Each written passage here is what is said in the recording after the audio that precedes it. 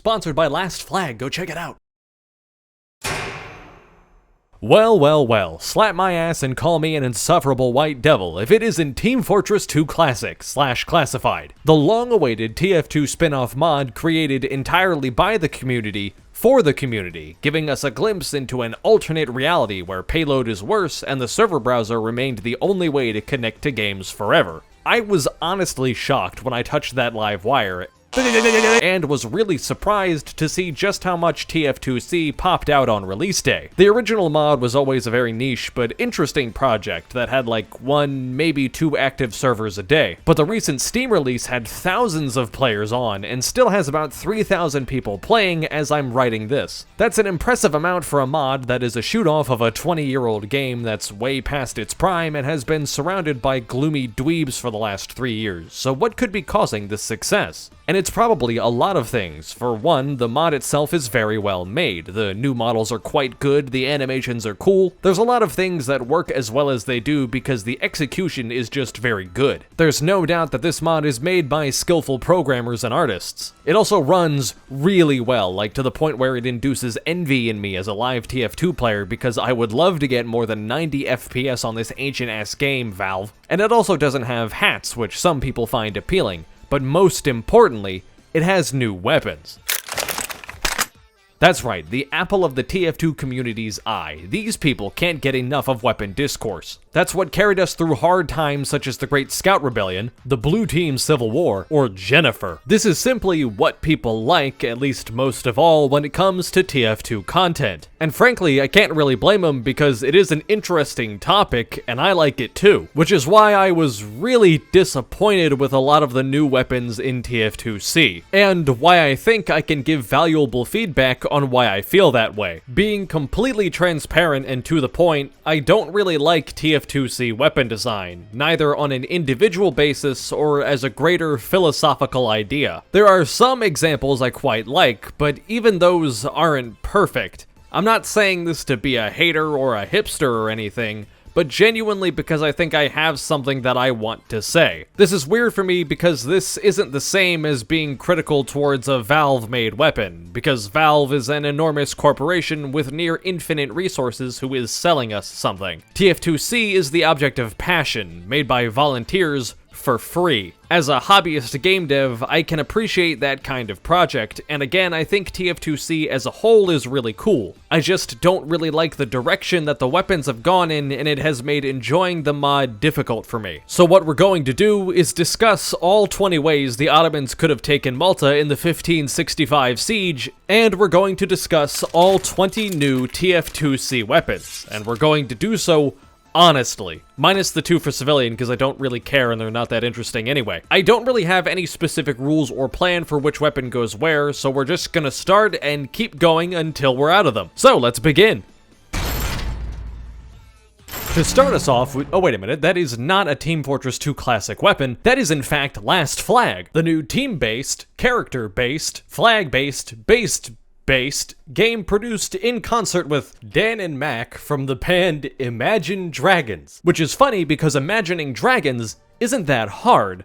I've seen them in a lot of games. But what I haven't seen is a game quite like Last Flag. In a game of Last Flag, you start off by picking one of 9 very familiar but not the same contestants, and then once your team of 5 have all selected their character, one person is selected to be the flag bearer. The flag bearer is then tasked with hiding the flag, and this is incredibly important because, as you may have learned through context clues, Last Flag is capture the flag. Now, since your enemy and you can both hide the flag wherever you want, it would be really hard to find, so what you're gonna want to do after you hide the flag is fight over the radio towers. These give you a place to heal, a forward spawn, and progressively scan their chunk of the map, and once you find the flag, you have to capture it, which will require you to bring it all the way back to your base, plant the flag, and then defend it, which almost always leads to a huge fight at your base as your opponents try to get their flag back. I was graciously offered the chance to play it early, and it's actually pretty good fun. You can, move and stuff, it's cool. And to my shock, a bunch of the skins and animations and stuff don't have a price tag next to them, providing mounting evidence that the devs might not like money quite as much as they could, because the game is also going to be 20% off for the first week after after release, which should be alongside this video, you know, hopefully if I don't get kidnapped or anything, on April the 14th. And if you were fast to this video and fast to this part of this video, or if you're just some kind of psychopath who clicked right on this moment before anybody else, then you could be one of the first 50 people to use my code in the description, you know, that thing you all never read, to get an exclusive Tango skin. Go check it out, I dare you. You don't have what it takes. The first weapon we're going to talk about is the Cyclops, and the Cyclops is basically the detonator, like almost entirely, but it's a grenade launcher. Just like the detonator, you can detonate your pills mid-air, and doing so also sets off any ordnance the demo has thrown out with his secondary. So it is both the detonator, the pyro flare gun, and the detonator of bombs. I'm not really a huge fan of this weapon. On paper, it seems really cool. You can use good situational awareness to hit people with air detonated pills and set up cool combo kills where you drop a sticky and detonate it at the perfect time to catch someone's bad positioning. That sounds awesome, right? And yeah, you can do that, but what I found myself and others actually ended up doing, which was almost criminally effective sometimes, was sitting up somewhere with a good view and spamming stickies all over the place, and then detonating them in clusters as I needed. It was kinda like playing with the Scottish Resistance, except your timing and your pill aim were basically impeccable and could not fail. The cool thing about the sticky bomb launcher, to me, is that it's very often most effective when you're being very deliberate with your sticky. People tend to associate the sticky bomb launcher with spam, which isn't unfair, but quite a lot of the time, it's really better to be precise and thoughtful with how you use it to make the most out of your admittedly large ammo reserves. Sticky spam can be quite powerful, but placing smart, undetectable traps or getting an accurate read on where your enemy is going to go and sticky piping them are just as, if not more, important parts of the weapon. With the Cyclops, you kinda just saturate whatever area you need to and then blow them up, offer their bodies as meat tithe to the lesser bird demon Glaxamundi, and move on. It isn't really as thoughtful as it might appear on the surface in practical situations. The stuff that is supposed to be skillful and cool about this weapon, these combos you can do where you throw out a sticky or a dynamite or whatever, and then detonate it with the Cyclops, I don't think are necessarily any more so than stock demo already is. The difference between a sticky pipe and a combo with this thing is that sticky pipes are harder because you actually have to hit the pill and you have to click 2 buttons instead of 1. The only combo that was really noteworthy was the synergy with Dynamite, which was kind of cute, but that's about it. The slightly off thing about this weapon is that you can independently detonate both stickies and mines without it. So the only weapon you can detonate early, which doesn't also just detonate itself for you, is the Dynamite. The Dynamite, however, has a damage penalty when detonated with the Cyclops. And I don't think that's a terrible idea, by the way. I think this was probably way too strong before that change was implemented, but it is weird to get nerfed because you're using the weapon that complements the Cyclops the most directly. As far as this weapon works as just an independent grenade launcher, the grenade launcher is one of the best designs in TF2, not just as a weapon, but as a weapon that is part of a greater African whole. It's a really integral part of what makes Demo Man fun, both to play and play against. The grenade launcher is powerful, but hard to use against good players, especially at close range. This weapon is both not nearly as powerful since you only have 1 shot in the mag, and not nearly as hard to hit with since you can just detonate the pipe whenever you need to. It's a lot like the loose cannon, except the loose cannon requires an estimation of charge beforehand, and has really funny rewards for being correct and having decent aim. This just kind of doesn't really do any of that. You sort of just mindlessly fire off shots at your enormous minefield of explosives whenever anyone dares to walk into the space you're controlling. And if you're 1v1ing somebody without having setup, you're kinda just a lot worse, but also much more consistent. The amount of times I've killed somebody with this thing just as a grenade launcher, and thought that there was pretty much literally nothing they could have done to avoid it, is very often. And that just doesn't seem quite as fun as the stock grenade launcher is. The primary reason that makes this weapon feel like it's difficult to avoid is that it simply gives you control over your rollers. As we know, in normal TF2, if you fail to make direct contact with an enemy or their buildings with your grenade launcher, then the pill that you fired will simply roll around the world and then detonate itself after about 2.3 seconds. Typically, they're not really that strong. They can be impactful, and you can definitely saturate an area where people refuse to move like an engineer's nest, but there are many more times where a roller will harmlessly bounce somewhere it can't do any damage, or it'll do like 30 to 40 at most. The Cyclops' rollers not only deal more damage for some reason, about 50% more, but they deal their maximum damage, or very close to it, much more consistently because you're the one who detonates them. Not to mention that grenades that would have become rollers because they missed can also explode right next to the target for most of the damage they would have done. The Cyclops is simply less punishing if you don't hit somebody directly. This makes it capable of much greater damage more consistently shot for shot, which can be kind of a pain. It feels like you've gone from a weapon that can deal 100 damage in the right hands, or basically 0 in the wrong hands, to a weapon that can deal about 70 to 80 damage per shot in everyone's hands. Even the detonator in live TF2 comes packaged with a 25% damage penalty because of how consistent it can be. I think one of the problems with this weapon is that it was balanced a little bit too extremely in both directions. Having only one shot in the mag is a massive downside, so they made that one shot much more consistent and also much more powerful pound for pound to try to offset that penalty. When it feels like to me if you were simply willing to make the weapon a little bit harder to hit with, you could get away with having like 2 shots in the mag. One of the things I like about TF2 is that weapons are balanced pretty extremely, but you don't necessarily have to go like this far.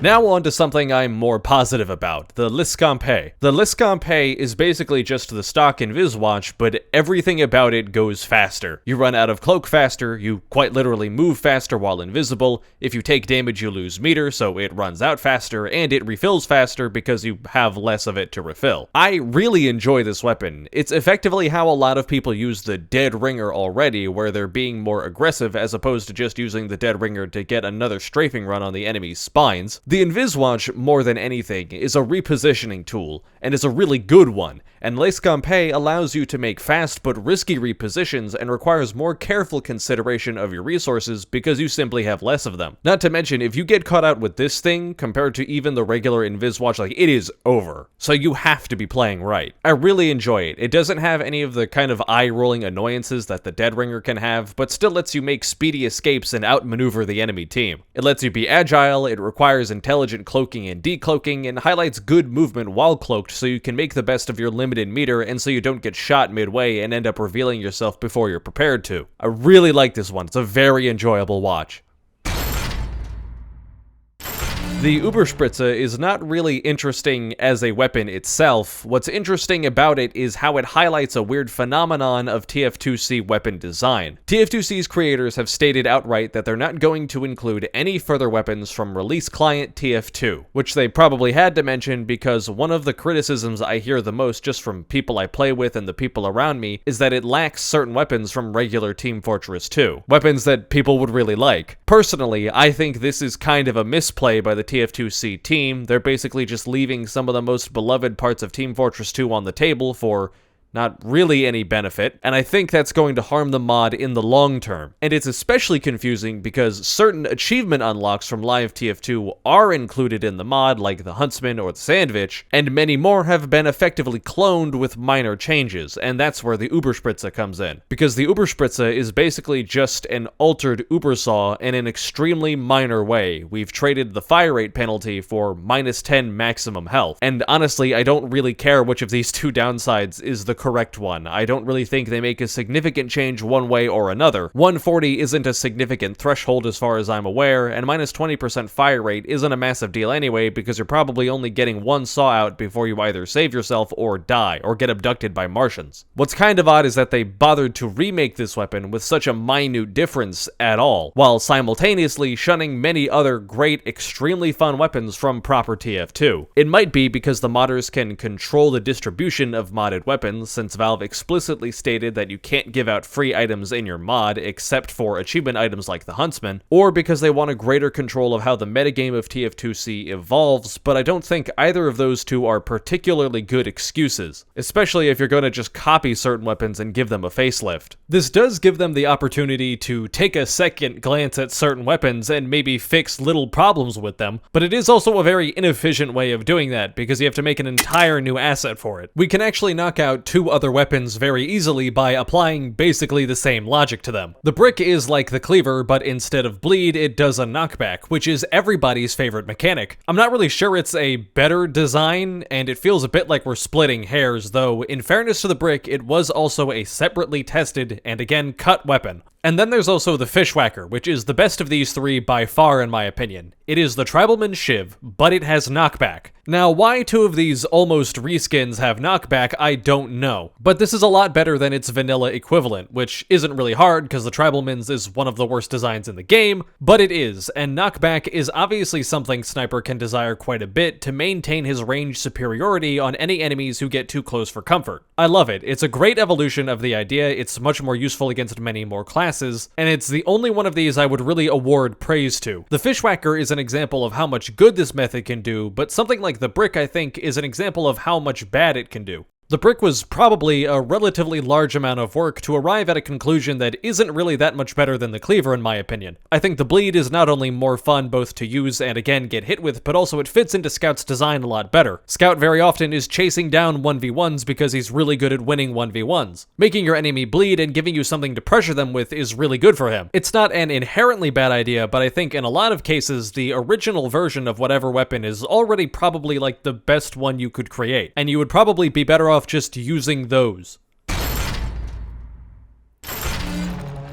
The Harvester is a weapon that I think seriously overcomplicates a part of Pyro that doesn't really need it. As a total replacement mod, TF2C is basically impossible not to compare to live TF2 down to every little detail. I don't know why you wouldn't, and the game is going to spend its entire life living in TF2's shadow. That's just the reality of it. These comparisons are going to happen even if the counterpart in live TF2 is only similar on a surface level. For example, the Harvester here seems a lot like the Extinguisher. They're both Pyro melees that benefit from the opponent being on fire, and you get crits, or in the modern Extinguisher's case, you get the weird buffed mini-crit things, both of which designed to inflict a lot of damage and finish off an enemy. However, the Harvester isn't really like the Extinguisher at all, and it has no real relevance or synergies with what we would call combo Pyro in the slightest. The Harvester requires a little bit of explanation to fully understand, so we'll start from the beginning. Sometime around 7000 BC, humans began using the first scythes to harvest grains and cereals more effectively, hoping that one day the Kellogg Cereal Company could harness the same technology to finally fund their amusement park where all the rides irreversibly intertwine the consciousnesses of the patrons forever. To help in her small way, Pyro picked up a scythe and started using it to help achieve this wondrous goal. The Harvester is weird. It has a meter because it's a TF2 custom weapon and they all have to have that, and you fill this meter through afterburn damage, even on corpses for a couple of ticks. And once you've sat around doing nothing for long enough, the Harvester stores a crit for you to use. If you're a seasoned or even just experienced TF2 player, you already know about the Extinguisher. That's the Pyro melee that grants crits, or again, the weird boosted mini crits, for hitting an enemy that you've lit on fire with your other weapons. And as you can see, the Harvester is weirdly complicated while simultaneously achieving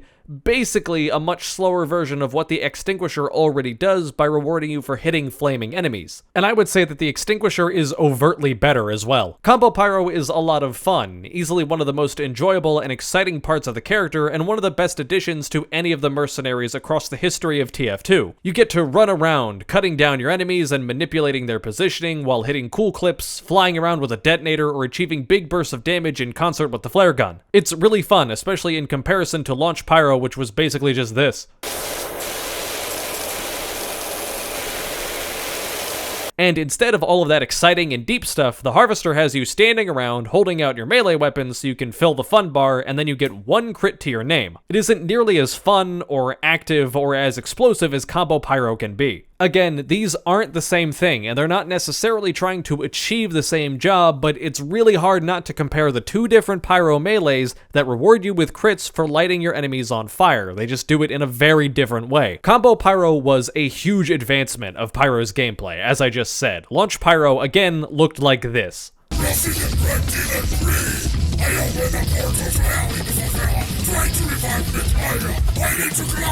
That's not the right game. It's a real shame because Combo Pyro was a huge advancement of Pyro's gameplay, something that gave her the burst damage she needed to keep up with all the grenades and snipers and rockets of the world, while also rewarding a more skillful playstyle than WM1. Pyro in TF2C lacks this kind of gameplay, and again, while the Harvester is not necessarily attempting to fulfill that role, the similarities, and again, the voluntary absence of of the extinguisher or an equivalent make it really hard not to make the comparison. Either way though, the Harvester's gameplay is just not as fun. You have to fill the bar with the Harvester by holding the weapon out, and it's a melee weapon, so before the crits it's really not very good at killing anything, so much of the time you are literally just sitting around waiting for Afterburn to fill up the meter. If I had to make a suggestion, I think perhaps the Harvester meter should be filled up with Afterburn damage no matter what, and holding the weapon out is the only way to get the healing instead. That way, trying to use this weapon's mechanics don't interfere with your ability to go around and just do normal pyro stuff. You can still be a part of the fight while building up the harvest.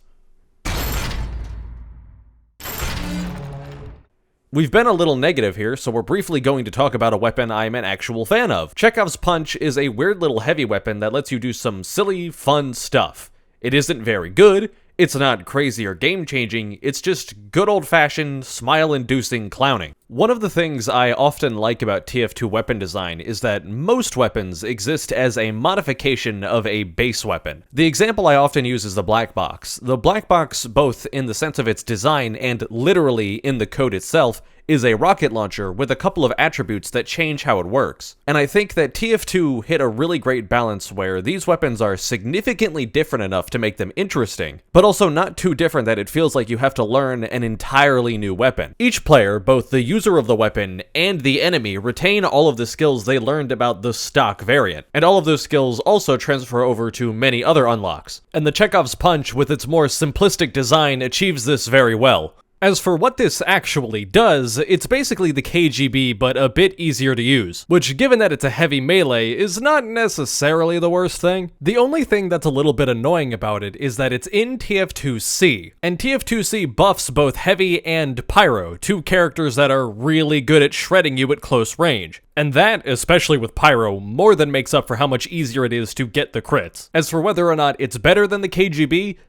probably? I don't really know for sure. I don't really play Team Fortress 2, to be completely honest. In fact, I don't play any video games. I was cryogenically frozen 67 years ago and just woke up.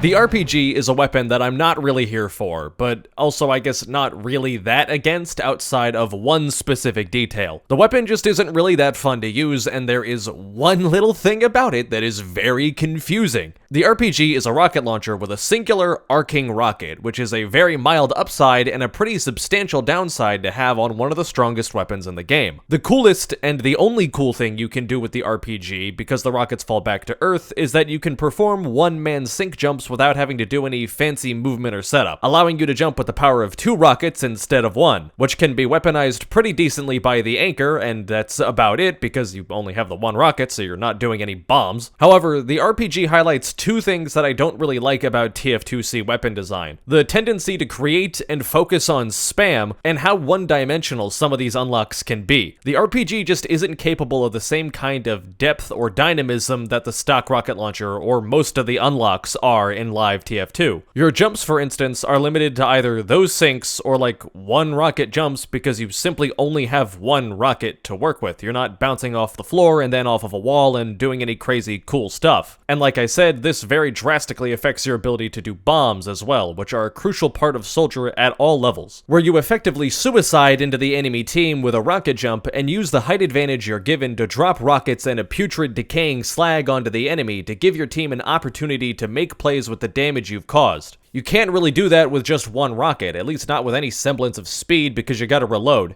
This means that much of the time the RPG is delegated to doing much more grounded shots, we'll call them, which is a nice way of saying spamming the enemy from a distance. And the RPG is especially good at this because it deals not only extra damage, but also because it can arc over certain pieces of cover, and because for some Christ-forsaken reason, it has no damage fall-off. I can't imagine I have to really explain this, but this is a really, really goofy idea. And not goofy in like a fun way.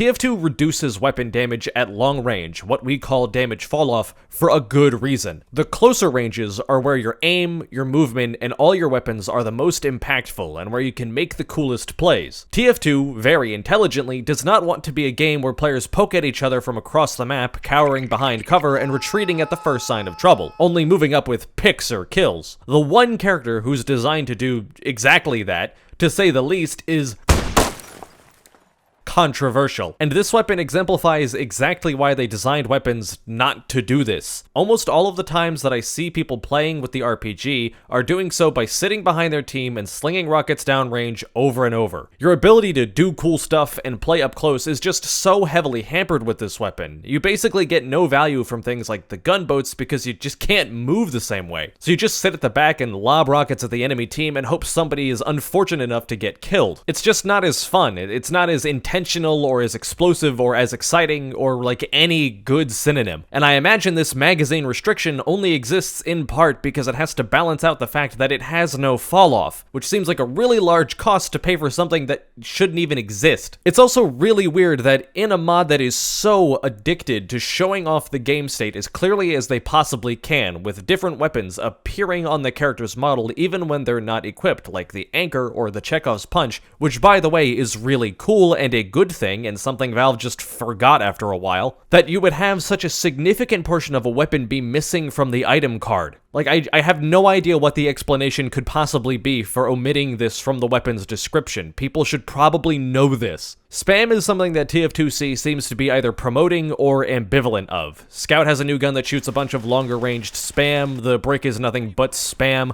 The mine layer is just awful spam, especially before it got super mega nerfed. We still have the good old huntsman, the dynamite is like spam squared. There's just a lot of weapons that are designed to be flung with limited discretion at the enemy, with the hopes of getting a kill. In my opinion, this isn't really fun to play against, and it's not necessarily fun to play with either. Spam is one of the least enjoyable parts of TF2 for me. It's always going to be there, of course, but to me, TF2 is the most fun when players are doing things, making plays with a lot of intention. A soldier bombing in because his team called that the medic is low, a demo coordinating with a spy to sap a sentry and then blow it up, a medic giving sniper top overheal so he can win the SVS, or a pyro airblasting a spy away from his heavy who is too busy shooting enemies. Spamming rockets down a hallway, conversely, is not really my idea of fun, but that appears to be what I'm doing almost all of the time, between the mines, the nails, the RPGs, and everything else. This is a matter of taste, I guess, but this is my video, and that is my taste. Obviously, I can't really change the team's minds or anything, it's not like I put any work into this, but if I had any advice to give them, it would maybe be to reevaluate their relationship with this kind of gameplay. Just maybe take a second look at how the weapon design is progressing, because I don't think this direction is the healthiest or the most fun for the mod. Weapons like the RPG combine with the lack of unlocks from base TF2 in kind of a bad way. The game feels like it's filled with weapons like this, because it kind of is. And I can't help but think that I have a lot of weapons that I don't think are very fun to use, at the cost of extant weapons that I do like not being included. It's kind of a hard combo to swallow sometimes, like 3 hot dogs and a 3/4 inch rod of aluminum all at once. Your esophagus just isn't built for that.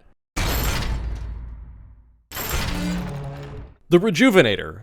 This is also, incidentally, kind of a spam weapon, but not really because it can't hurt anybody. It's more like if Medic got to have a spam weapon, and while I think this would be a total disaster in live TF2, it is really fun to play with in this vacuum, and it kinda doesn't matter what it would do in live TF2, because it's not in live TF2. Medic lacks the Crusader's crossbow in this mod, which I still think is kind of a pain in the ass, the weapon in base game which changed Medic much for the better, allowing skillful, long-range damage or healing, and big bursts of healing for your allies when needed. The Rejuvenator is kind of this mod's alternative, sort of, a metagun where you have to actually aim healing bombs at your dim-witted chud teammates who keep running into rockets. And again, since certain weapons don't have damage fall-off, they're gonna need it. The Ubercharge is also an AoE, making this weapon almost invaluable in a game with this much spam. Under normal circumstances, the sheer amount of healing this weapon can produce by virtue of hitting multiple allies instead of being locked onto one person would be a total mess. As with the the ability to effectively brute force your entire team through a choke with the Uber charge, but this isn't normal circumstances, so it's honestly fine. What really matters is that this weapon is fun to use for the medic themselves in this mod. It works well in the metagame it's actually a part of. As you can imagine, being able to Uber multiple people is great when there's constantly shit flying at them, and it allows you to top off your team easily, people who are, again,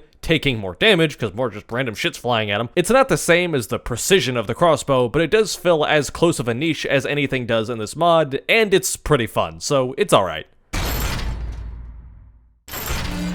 The shock therapy is another weapon that very conveniently does an impression of the crossbow's job, this time taking the role of Medic's non-medigun burst healing device. I don't think this really does a great job of replacing the crossbow, simply because the crossbow's self-defense and long-range capabilities are a huge part of what makes that weapon so enjoyable, but it's fine in the context of this game, I guess. Again, it's just hard not to think about how we don't have the Crusaders, but we do have this kinda less interesting, more complicated alternative. Like, there's nothing wrong with this thing, it's just, I think the Crusaders is very similar and more fun. The mine layer. Alright, this is probably one of the weapons people were most looking forward to when clicking on this video if they've already played TFC, so let's just get it out there. This is some of the worst weapon design I have ever seen in my life, and again, I'm not saying that to be mean, it's just really bad. The sticky bomb launcher is already a weapon, as we've discussed, that is associated with powerful and consistent spam in many cases. This reputation isn't undeserved, because the sticky bomb launcher can be capable of throwing out tons of bombs that deal a lot of damage without needing the most precise aim, to say the least. And even outside of that capability, it's one of the best, if not the best weapon in the game, discounting maybe the metagun. The sheer damage potential, the ammo capacity, and the ability to set up lethal traps, the space it's capable of controlling, all combined to make this the premier weapon in Demoman's arsenal. And while the weapon is very strong, there are some saving graces for you if you're facing it. Notably, a Demoman has to detonate manually, and this leaves an abundance of room for error on his part. This means he actually has to pay attention to his stickies, and to detonate them at the right moments, and to pay attention to them, he has to be able to see them, or at least see what they can kill, or get like a call out from his friends or something. And this creates every opportunity you need to get past them. I can't tell you how many times I've snuck past unguarded stickies before, or bypassed a trap that a Demoman simply wasn't paying attention to. And likewise, I've been that Demoman and ignored my bombs to my own peril. Ah! Ah! The mine layer automatically detonates its own stickies, which is a terrible idea. Firstly, this takes a weapon whose skill floor is already pretty low, even lower. Somehow. This allows the mine layer to get kills that you're not even intending to get very often, and allows a Demoman to fire and forget his stickies and really just not care at all whether they're placed in a remotely intelligent way, because they'll figure it out on their own if someone is going to get damaged. The amount of times where I've killed people using these by just throwing them out somewhere and then forgetting about them is almost disgusting, and makes playing against mines just as miserable as possible, because no matter what, some percentage of the time you're gonna miss a mine, or it'll get pushed into a weird spot you would never check, or it'll just get dropped onto where you are and you will take damage from it. And I know this isn't an exaggeration, because at one point last night, I decided to lay down a mine trap and then get off of my computer and go brush my teeth.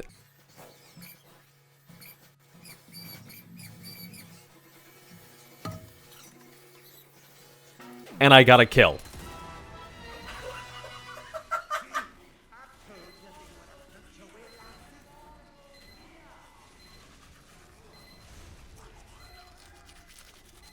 And if that's not good enough, I also intentionally went AFK and got another kill. This might be a crazy take, but I do think that maybe we only need one character who can be asleep at the wheel and still contribute to the match. Now, as of the time of writing this, the mine layer was nerfed insanely heavily, thank God, reducing its fire rate and, more importantly, its range by 50%, which was necessary because the mine layer was used for what else but spam. As it turns out, when you don't have to detonate or even really place your sticky remotely correctly, they make for really, really great spam to just chuck vaguely at the enemy or the point because they're all busy fighting your team and paying attention to other things. And when your enemies are paying attention to your allies or you, they're far too distracted to play peekaboo with your mines and safely detonate them. And again, just like the RPG, the mine layer pre-nerf also had a hidden 33% bonus fire rate. Why was that hidden? Who knows, but it made it really, really good for just chucking tons of bullshit at the enemy. Not to mention, any mines that you quote-unquote missed become their own independent traps and control their own space just by virtue of existing. You can fail to land them anywhere near an enemy and still saturate the battlefield with bombs that you no longer have to care about, but your enemies do. This makes going through every map of TF2C, and frankly almost every minute of TF2C, a chore where players have to carefully comb the map looking for mines and defusing them just to be able to traverse the area, at least until the offending demo man dies. To say the very least, this is really annoying, especially since stickies can be somewhat particular about what counts as a connecting shot to destroy them, and because the shape of the mines makes them behave very strangely with things like air blast. I've air blasted mines and sent them flying, and air blasted mines and had them simply tumble right next to where they were in the first place, sometimes within the same bunch, with seemingly very little difference between the two. Let's try one more time. Oh, you see that one? That one, yeah, that one was like invisible. That one was like invisible. halfway into the world. That's cool, man. These things. The weapon is just a huge pain in the ass for almost no reason. TF2C built a number of its weapons off of existing concepts that were cut for reasons most of the time from TF2. Again, like the brick. And these kinds of weapons are generally not very good because, you know, they were tested and found to be problematic for some reason that prevented them from being added to the game. The mine layer somehow isn't one of those. This is all organic bad. It gives the demo man less agency over his own traps and is way easier for him to mindlessly toss out and still cause trouble for his enemies. It just isn't good or skillful or, in my opinion, very enjoyable for anybody. And the fact that it had to be kneecapped so harshly is a sign that the design is rotten to the core. I wouldn't suggest the weapon be removed. It's not really my place to say that or to try to make any real decisions again, but I definitely think that's not the worst idea, or maybe that it should be, like, redesigned or something. I know as a YouTuber, I don't necessarily have the best ideas or solutions because I'm basing everything off of my incomplete knowledge of the game, but I think a good way to resolve the issue is to find whoever it was that came up with the mine layer and electrocute them, and then start over again. We mentioned just a bit ago that certain weapons in Team Fortress 2C are built from ideas that were tried in the main game but never implemented, and the hunting revolver is basically one such weapon. I'm not really sure where I stand with this thing, in complete honesty. On paper, it's a weapon that seems like it gives TF2 players pretty much exactly what they've asked for when it comes to sniper. He can play closer to the front, he doesn't one-shot any classes anymore, you know, from full health. He's faster, and he no longer benefits from hard scoping. It's everything everyone says they've wanted, but in reality, I don't really notice too much of a difference playing against it versus playing against the default sniper rifle. I don't get one shot as often, but I get two shot far more consistently, and you're still taking 120 damage sometimes out of almost nowhere, which doesn't really feel any better. In practice, I don't think it really solves as many issues with sniper as it appears to, and I think the biggest problem this weapon produces is that it also gives sniper 25 extra health, which I think is maybe a little bit unnecessary since it also gives him great close range capabilities between zooming in just less and a faster fire rate and also 60 damage body shots and much faster unscoped shots. That being said, it is a lot of fun to use, so it's not all bad, but I don't think it solves as many problems as maybe people would think it does just by looking at it. While the sniper rifle can be annoying, at the very least a sniper usually dies if they don't hit an extremely difficult quickscope if they get pressured. The hunting revolver, between the damage ramp up for unscoped shots, the faster fire rate, and the extra health, makes it so that sniper is a lot more capable of defending himself if he gets pushed, so your chances of ensuring his demise are much less concrete. Not that a sniper really needs to worry about losing his range superiority, of course, because this thing still doesn't have falloff. It's not any less capable of delivering 120 damage headshots at the same ranges that the sniper can normally deliver 150s, and also it can do them faster. The idea, I think, is to make it more of a medium-range weapon, but I haven't really seen people necessarily do that. Like, it's better at the medium range, but it's also just as capable of being a pain in the ass at the long ranges, too. There's no mechanics or downsides that actually force a sniper to get closer, while still reserving their new close-range advantages for when they're necessary. For classes with 150 or less HP, the inability to get truly one-shot shot is kind of nice, but 120 isn't really that much different realistically, especially if any of the sniper's teammates are also shooting at or near you, and for classes with 175 to 200 HP, it's really no different, except now the follow-up headshots come faster and the sniper survives things he normally can't. The only good part about it is that the sniper can't charge up and hit 150 damage body shots anymore, which is very nice, but that's the only real significant advantage I think the weapon has design-wise. I enjoy using this in like a selfish sense, but I don't think it's necessarily as healthy for the game as it might appear on the outside. But, you know, I'd also be lying if I said I wasn't having fun with it. The coil gun is one of the better new weapons in the mod, in my opinion. I really like this little thing. It's based on a TFC weapon, like a few other unlocks are, and the only problem I have with it is that it does contribute to the prevalence of spam, since it is long-ranged and accurate, and again, does not have damage fall-off. Otherwise, it is quite fun. You can hit ricochet shots with it, which is cute, and if you charge the shot long enough, you can rocket jump, which is also cute. It's good fun. It also combines well with the jump pad, the engineer's other unlock. Again, if it wasn't for that stupid fall-off thing, this would be like a perfect design. And a much better design is that jump pad, which is really simple. You put it down, it replaces your teleporter, you jump. It's honestly quite cool, and this is one of the better pieces of cut content that was materialized. Engineer is one of those characters that I personally have felt wasn't exactly evolved in quite the right ways as TF2 went on. He had some really great changes at some points, like with the gunslinger, and then about an equal amount of not quite as interesting ones after. Engineer never having a new building beyond mini-sentries is one of those things I always thought was a misstep on Valve's part. There is just like so much design space you can explore with the building slot. It's basically a free ticket to do whatever the hell you want. Unfortunately, Valve never really took that opportunity, so it's cool to see someone else bring one of their ideas to life. It does have some problems with placing certain classes in obnoxious places, heavy and sniper specifically, so it's understandable how it never made it to release, but either way, I rarely see any problematic situations in TF2C so far, so I'm mostly positive on the idea. I would love to see a future update for the mod that adds the speed pads as well, or the mini dispenser, or any of the other frequently requested / cut engineer buildings, or, you know, while you're at it, maybe the gunslinger. We've mentioned the Dynamite before, and not to be a broken record, classifying it as spam, so we can get through this one pretty quickly. Again, and I hate to repeat myself, the Dynamite is spam, like by definition. If you look up spam, you're going to see images of a processed pork product because there's a whole world out there. But for our purposes, this weapon is the avatar of spam. The Dynamite is, again, a cut weapon kind of from both TFC and early versions of Team Fortress 2, appearing in a trailer as a replacement for TFC's Merv grenade.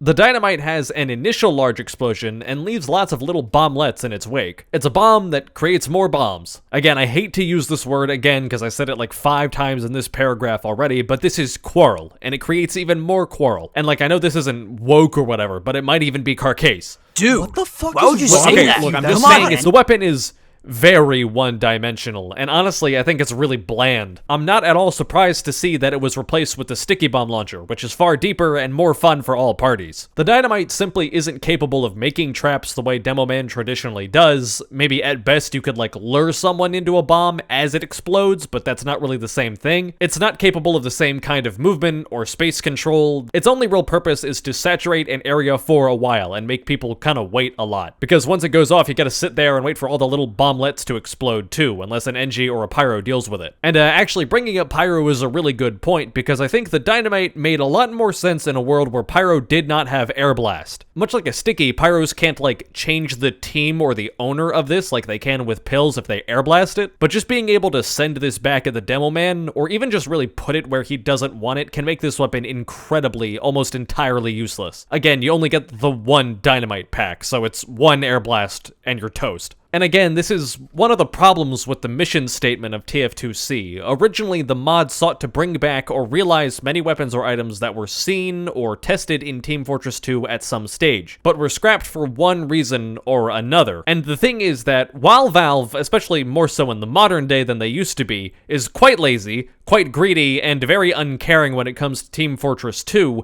they're not stupid. They weren't incapable of, nor did they fail to find good reasons not to include many of these concepts concepts, and the Dynamite is a great example. The Dynamite probably wasn't added just because it's not really that fun. The original objective of the mod, in that sense, is kind of like a doomed journey. The end goal is to create weapons that Valve already tested and found were kind of bad. So if you succeed, you fill your mod with weapons that are kind of bad, which is a bit silly because we should probably fill the game with weapons that are like, good. And if you'll indulge a quick tangent of mine, which, I mean, you're like 45 minutes into this, the fuck are you doing today? This thing is poo. Like, even outside of all the design problems, this thing from an effectiveness standpoint is just terrible. And while the inherent design flaws might not be something the devs can realistically fix while adhering to their mission statement, they could probably make this thing better. Maybe, is sort of the issue. The Dynamite is just really hard to do something with unless you're playing against people who completely refuse to move. For one thing, it has a telegraphed timer, so no matter what, your opponents have a certain amount of time where they can just walk away from it. If you hit them directly, you do get a little bit of a knockback and 30 damage, but it's not so much that it like guarantees a combo with the main explosion. If you throw this at or near a pyro, they can just let the first explosion go off and then they can extinguish all the bomblets, so half your thing is just gone. And if you throw this at an engineer, they can defuse the first stage of the explosive. So if you're playing against somebody who's paying attention, you can't even really use this to clear nests. And mind you get like one Dynamite on a much longer cooldown than it takes to reload one sticky bomb, for which you could load 8 at a time. The problem is that buffing this thing could also be kind of a disaster because it's a very all or nothing item. Either you hit somebody with the Dynamite or you don't. So if you make the one shot you get too powerful, people are going to get one shot or seriously damaged by stray Dynamite, and it's going to be annoying. Though I still think there's something they could do with like the rewards on a direct hit or maybe the cooldown period that could make the weapon a lot more viable.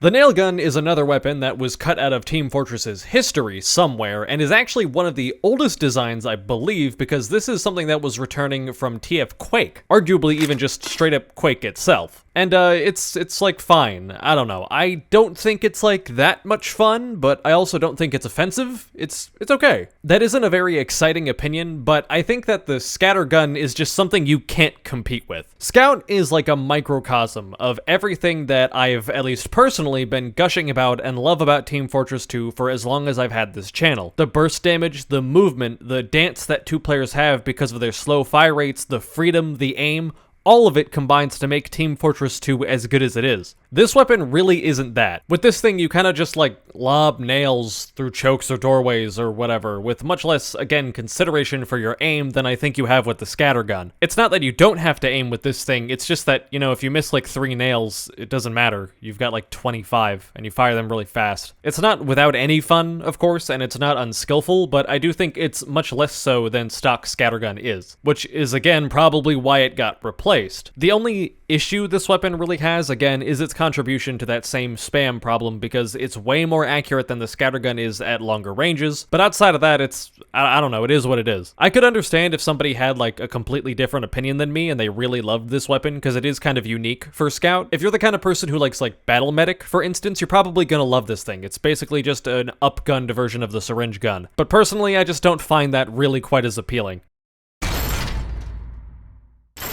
Let's keep the trend of TFC/TF2 beta weapons going with the Tranquilizer, which was a weapon in Team Fortress Classic, and is also abysmal from a design perspective. Please put this thing back in the box, and the box back in the foreboding foggy marshlands where you found it. This thing is terrible. The weapon fires a dart, and that dart causes color blindness, slows the victim, and reduces their fire rate, and makes them take crits from melee attacks. And I'm pretty sure it also slows your weapon swap speed, if that just wasn't enough. I'm not sure at what point this weapon should just give the spy the kill, but this is almost like a joke with the number of things it does to someone without just killing them. As you can probably imagine, this weapon is incredibly annoying to get hit with, especially if it kills you, because it does everything imaginable to hand the spy a crit butter knife on a silver platter at the expense of any sense of enjoyment the victim could have. The fucked up part is that in a lot of cases, the spy still can't capitalize off the shot. Like if there's, 2 people around you and you've broken your disguise, you have to reload, and you have no revolver, so you probably have to either retreat from the second person or die, or any number of other things that can cause you to not be able to just walk at somebody with a melee. So now you're stuck as a spy with one real weapon and probably just running around firing these annoying slowing darts at people. There were a lot of games I had where I did exactly this. I was just like an annoying battlefield gnat that ran around and fired these things at people without even trying to capitalize with my knife. The question is, what does success look like for this weapon design? Seriously. Either it has very little, if any, impact, and it's a nuisance and the spy has gimped his own self-defense capabilities to,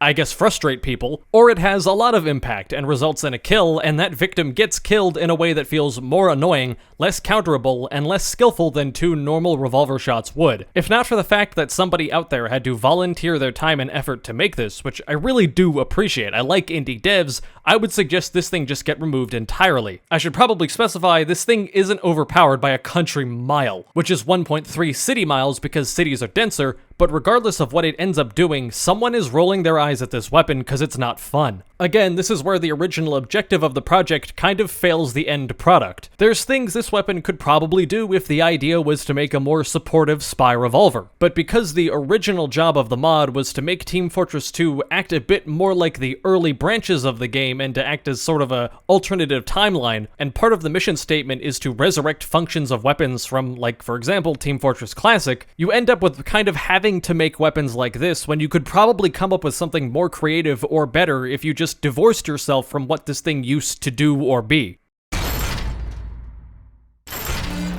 The anti-aircraft gun is another one of these weapons that I'm not really sure where I stand on. It's a minigun, but it fires a slower, very accurate hit scan shots that terminate into a blast at a specific range, or if it hits something. Basically, you lose every heavy 1v1 against miniguns unless, you catch them off guard or something, and you can shoot around corners, and you can mini-crit anybody who dares to have fun by blast jumping, because this weapon inherits one of the worst stats from Team Fortress 2. Mini-crits people who are not exactly blast jumping, but anybody who's like jumping while being higher than a regular jump goes is how they do it. It's neat in that it requires a little bit more precision than the minigun, but I don't really know what this weapon is supposed to do beyond being a neat novelty, which is fine, of course. Weapons can just be fun, and some of the best weapons in TF2 are the ones that just aim to be fun independent of any greater effect on the metagame, like the Hitman's Heatmaker or the Beggars, and I think this is kind of in the same vein. It's fine, I guess, though as a soldier main, I always find weapons that punish soldiers and demos and scouts and anybody else for being in the air and doing cool movement stuff, the stuff that their character was designed to do, kind of annoying. But otherwise, it's fine. It's like, what if there was a minigun that did everything the opposite of the normal minigun?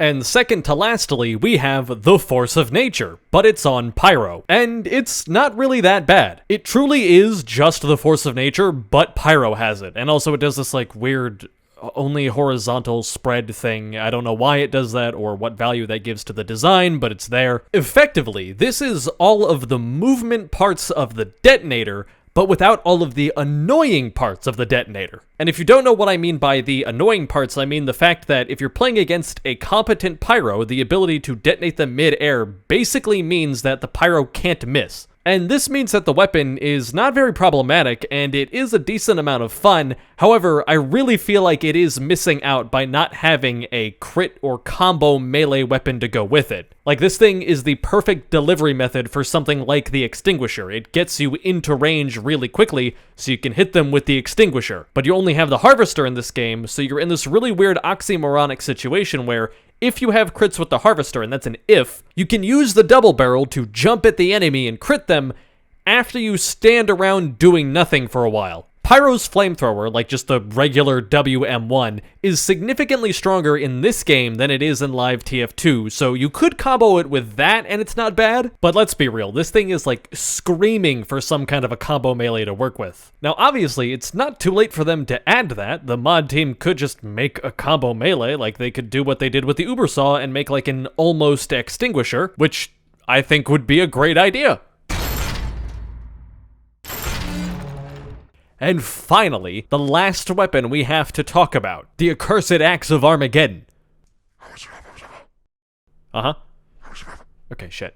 Sorry, my agent tells me that's for the next video. It's actually the anchor. And the anchor is like the market gardener. It's a melee weapon that does something when you rocket jump, except it doesn't require, like, really any precision. And it's also not nearly as good. I feel bad about saying this, I guess, but again, it's like a bad imitation of something we already have. Unlike the market gardener, which is very open with what it qualifies as a blast jumping state, pretty much any time right after you've done a rocket jump of any sort, even after, like, a bunny hop, which would still count. The anchor only allows you to do like the anchor bombing attack after you reach a certain height requirement. Basically, you have to fall from a certain amount of distance or else the anchor is just a regular melee weapon. Actually, it's a regular melee weapon with downside. So the only things you can really do with the anchor are these really big high bombs out in the open, and that is it. Again, it just isn't as skillful, it just isn't as hard, and it just isn't as free. It's not really that cool by comparison. It kind of feels like the idea of the market gardener as understood by somebody who isn't necessarily very good with the market gardener, and I say that as somebody who really isn't that good with the market gardener. It's fun for a little bit because it is really easy to just get into, which is something that the market gardener isn't necessarily that good at. It is a very difficult weapon to start using effectively. But outside of that initial hump, and then like any situations where the weapon is incredibly effective, like if you bomb in on 4 people who aren't paying attention to you and you do a ton of damage or something,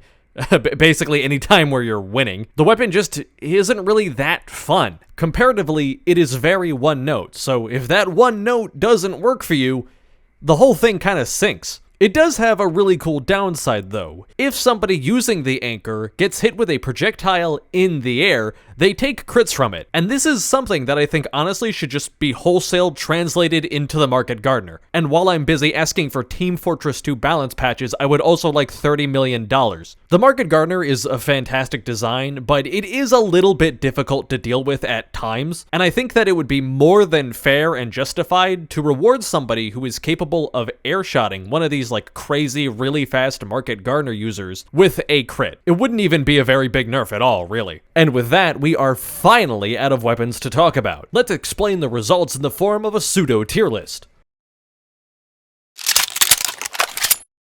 Yeah, it's not amazing. It could be worse, it could be my catalog of videos from 2025, but it's not the best. I think there are effectively 5 major problems with TF2C's weapon design on a philosophical sort of core level. Firstly, I think spam is a huge problem in this game. It's like almost every new item they add, or like half of them or something, feel like they contribute to a universal problem with spam. So many weapons, whether it be like the RPG, the trank gun, the nail gun, the brick, or whatever, are just weapons you fling at people and hope for the best with. Like every single demo man unlock in this that isn't also in regular Team Fortress 2 contributes greatly to an issue with spam. You really feel it in this game. Like again, spam is a thing in Team Fortress 2. It always is, it always will be. But here it feels like it's just cranked up to 11. And when you get to the point where you're making weapons like the coil gun or the RPG that get rid of mechanics that are designed to disincentivize this kind of playstyle where you just sit at the end of a hallway and chuck shit at people, I think it's kind of undeniable that this is a problem. Secondly, I think it's really weird that there are certain stats that are really important that aren't included in the weapon cards.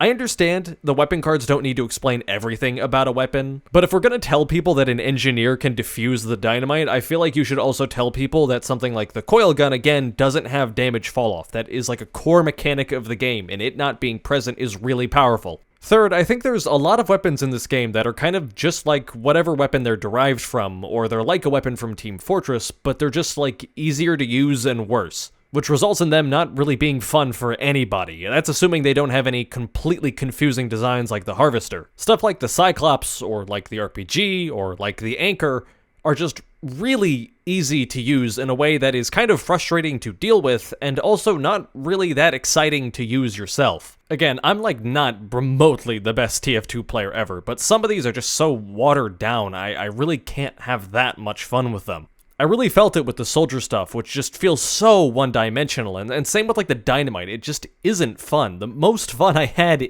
in the mod was just playing like stock soldier and demo, which isn't a good sign. And again, there's the stuff I talked about with like bad ideas just being allowed to fester in the mod because that's the idea behind the entire thing. That's the point of the project. Stuff like the tranquilizer, which has to be there because that's the idea, that's the point. Which is understandable, but, you know, doesn't necessarily result in the best weapons. And that sort of coincides with the fact that there's a ton of really great ideas from Team Fortress 2 that they're just not using. Things that have been tested for like 15 or more years at this point that we know work. The Extinguisher, the Market Gardener, the actual Force of Nature, like the one on Scout, there's a bunch of really good weapons that are just missing, and you do really feel their absence. But luckily, a lot of this could be fixed. It's not like the team doesn't have the authority to make whatever changes they want. Some things I don't think will probably be fixed in a way that really matters. Like, is the Mine Layer ever going to be nerfed in a way that doesn't make the design dick?